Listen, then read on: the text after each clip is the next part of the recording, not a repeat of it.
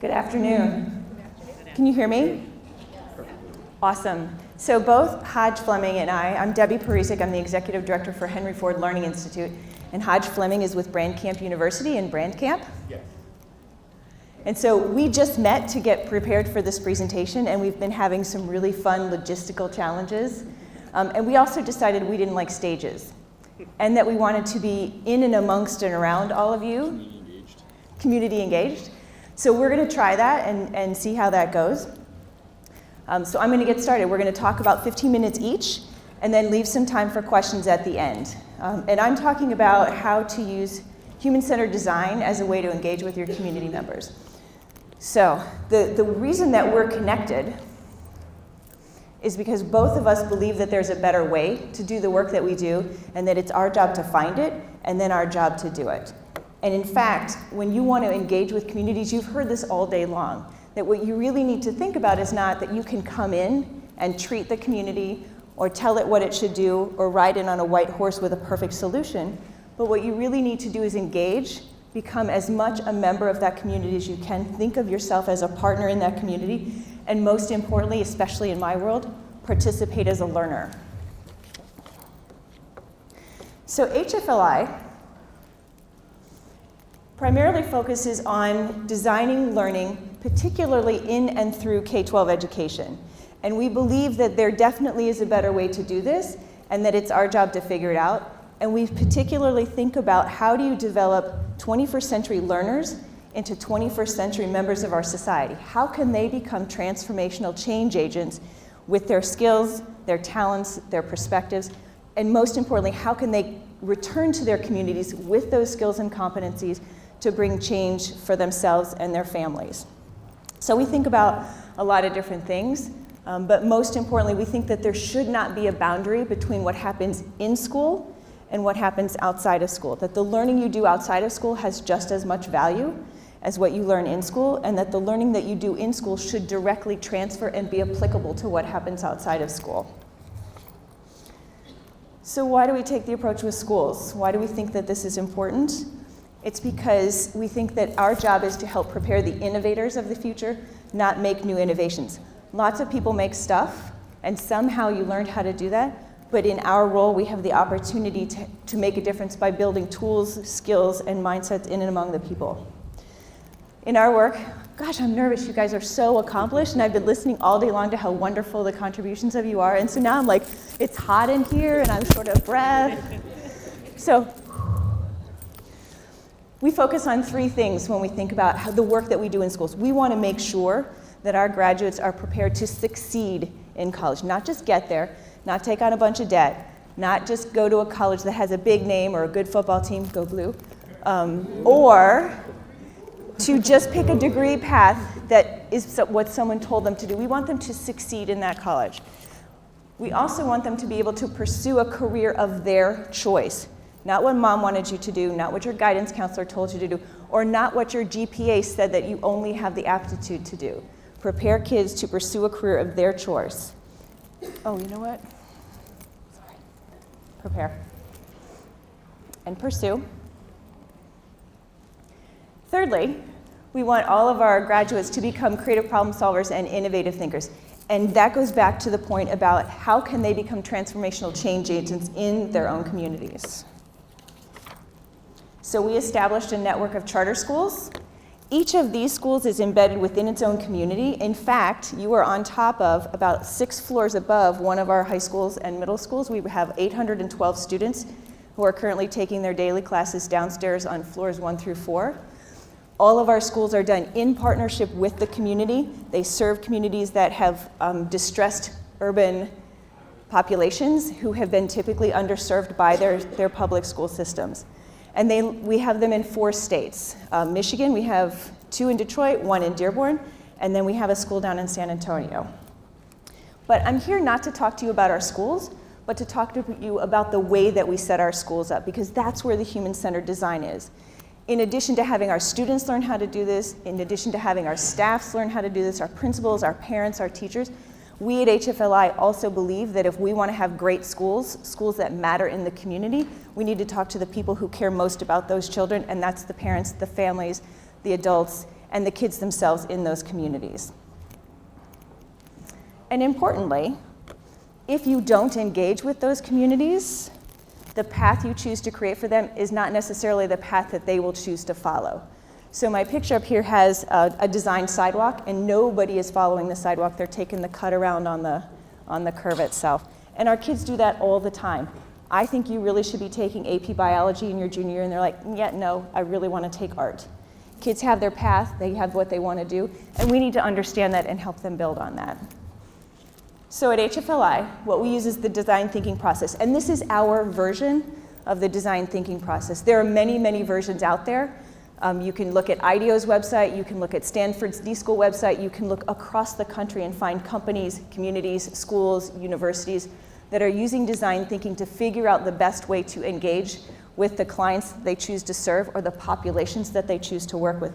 In our case, this is our model, and it is built in partnership with IDEO and with the D-School at Stanford. Today, what I want to focus on is this element of empathy, or gaining as deep an understanding of your client base or your user population or your community as you can. And it's typically what people engage in first, but that's not necessarily so. So this is a little bit misleading in that this is a non-linear process. It kind of flows all over the place. But we wanted to really think today with you about how do we engage in empathy and what are some of the strategies that we use. So why do empathy? It's so that you can walk in someone else's shoes, you can understand the needs that they express either explicitly or implicitly.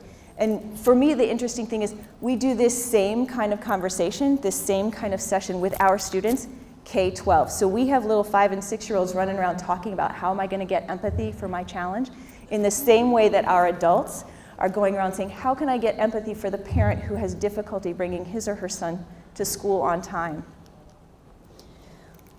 You need to dive deeply into understanding those needs and those processes and the stressors that our parents and our families face in order to be able to design schools that make sense for those communities.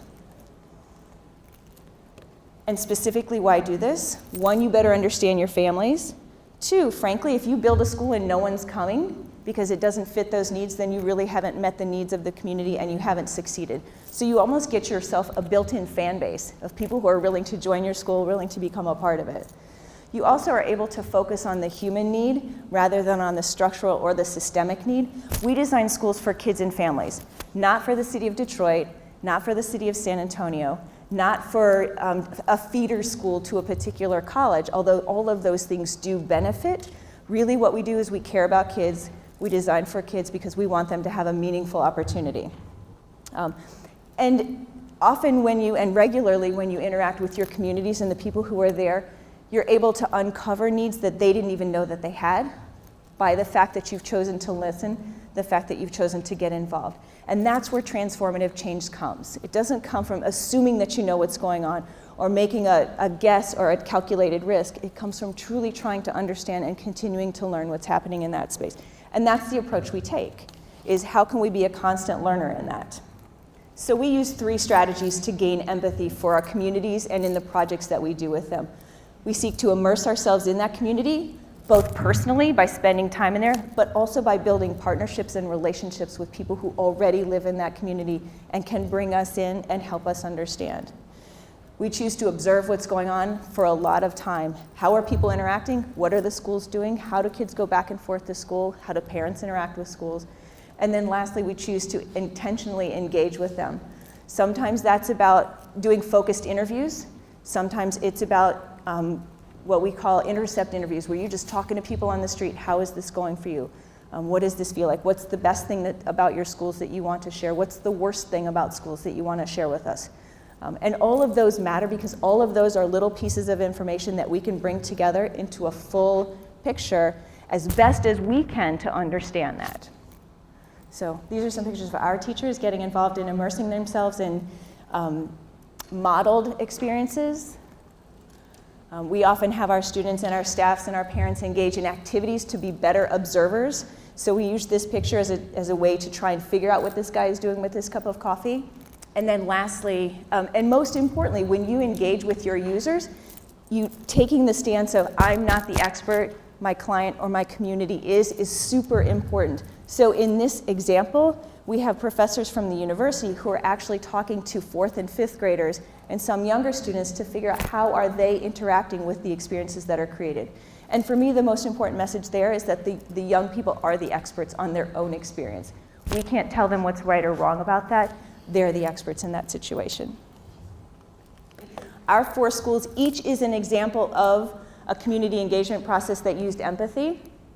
And this is the one I really wanted to get to. So about 10 blocks from here, we have an elementary school, HFA Elementary. It's not the most inspirational name, but it is an incredibly inspirational place.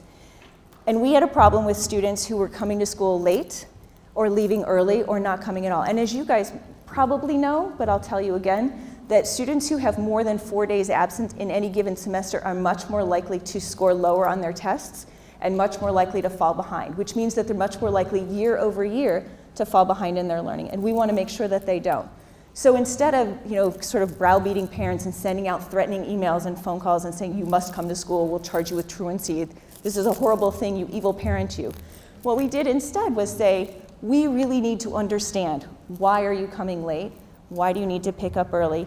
How can we come together? So we engaged all of our family members in a design thinking experience, had them tell us what the situation was, had them tell us how to interpret their behaviors, and then had them in small teams propose what are the solutions that could be workable within their community. They ultimately, as a group of 100, narrowed it down to 3 strategies that they implemented over the course of the next year. And they moved the attendance rate from the high 80s to the mid 90% average daily attendance, which, okay, 7 percentage points, that's actually quite a lot, because what you're now doing is you're moving kids who are right on that border from not coming to coming. And it had a huge impact on the learning in the community itself. So now what? So my call to action, and all of you are probably at some stage of doing this. What can you do about this? How can you embed empathy in your own work? You too can gather empathy. You can immerse yourself, you can engage with your communities, you can observe what they're doing, and importantly, capture what you're doing. Write it down, take pictures. Don't forget about it, because memories are faulty. So we encourage all of our participants to also make sure you document everything. Check in with your community members regularly. Don't design and walk away. Make sure that you're constantly coming back and saying, how does this work? Is this working for you? How can I connect with you? Engage in lifelong learning, starting 1.5 to all the way up until the end of life. We want to make sure that we take the stance of being a lifelong learner and that we're proposing solutions and strategies along the way that people can continue to engage in that learning and not lose that child's perspective. Try it out. Don't wait until it's perfect. Don't wait until you've expended a ton of money, a ton of resources, a ton of time. We talk a lot about don't fall in love with your prototype, because if you do, it's really hard to give it up, and let your community members tell you how to make it better for them.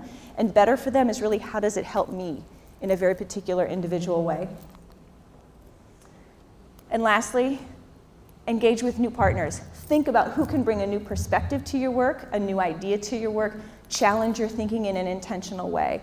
The lone genius myth, as we've all heard, is really not true, but when you can put the collective wisdom of your families, your students, your teachers, the community members at large, you can get a much, much, much better outcome. I really hope you get a chance to come check out our schools. We're really proud of them. We're works in progress. We're an ongoing prototype. And I'm going to turn it over with some technical transfer to Hajj Fleming, and he's going to tell about his way of engaging with community. Thank you. All right, how's everybody doing today?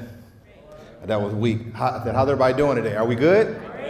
I know I stand between you and getting out of here and partying or getting on a bus, so I know I have to be entertaining and I have to be able to educate you at the same time, so it's going to be a little edutainment, and I'm sure that you will like the information. Typically when I start, I always start with the video. We're going to start off with a picture of me. That's me trying to look cool in the neighborhood. What I'm going to do, I'm going to focus on just 2 points. My 2 points are going to be passion, and it's going to be, we're going to talk about passion, and we're going to talk about storytelling. Right? Because if you're going to connect with a community, you're going to have to be able to tell a compelling story, right? One of the things that I want you to think about, if you have an idea, you're going to have to absolutely, no question, be passionate about the idea, because you need to be able to sell that idea to your stakeholders, right? So at the end of the day, how many people believe in the idea that they have?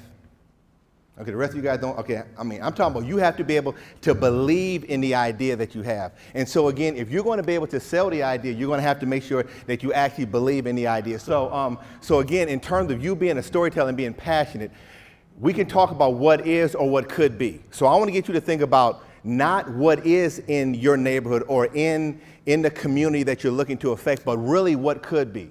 How many people want to be able to affect change? Right? So again, we want to be able to change the situation to something in terms of what it could be. And so what it's going to take is that each and every single person has to be a storyteller. Every single person has the ability to tell a compelling story.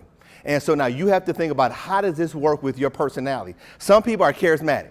Some people are introverted. And you can still be an introvert and still be engaging and communicate a story that people can connect to. And so again, when you begin to think about becoming a storyteller, I want you to think about ways to where you're able to get your idea across. So I want to use this example. There is an organization in New York, and it's called Made in the Lower East Side.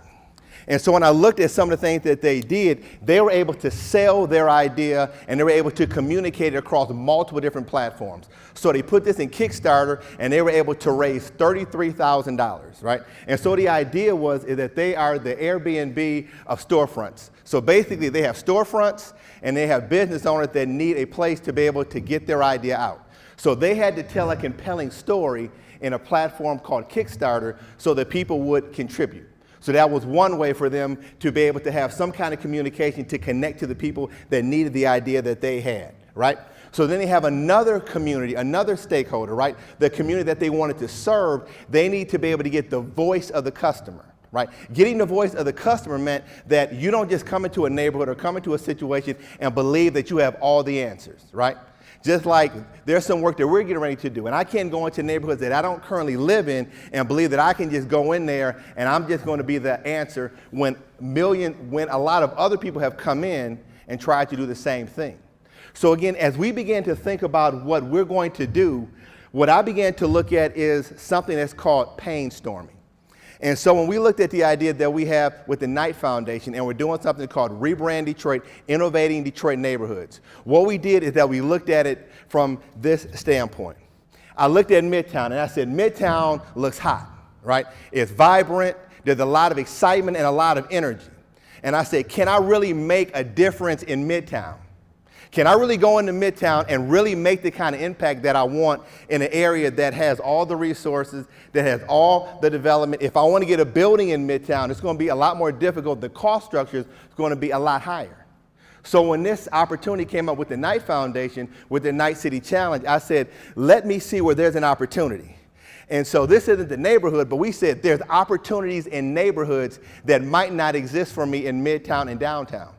So I said, what pain can we look at? What issue can we address so that we can bring some of that vibrancy to a neighborhood that has entrepreneurs that have creative ideas, to entrepreneurs that are doing really cool stuff, but they just need somebody to be a catalyst to help them to tell better stories. So what we're doing is that we're going into neighborhoods and we're going to work with them. We're going to bring our Brand Camp University content in there to be able to teach entrepreneurs how to tell better stories.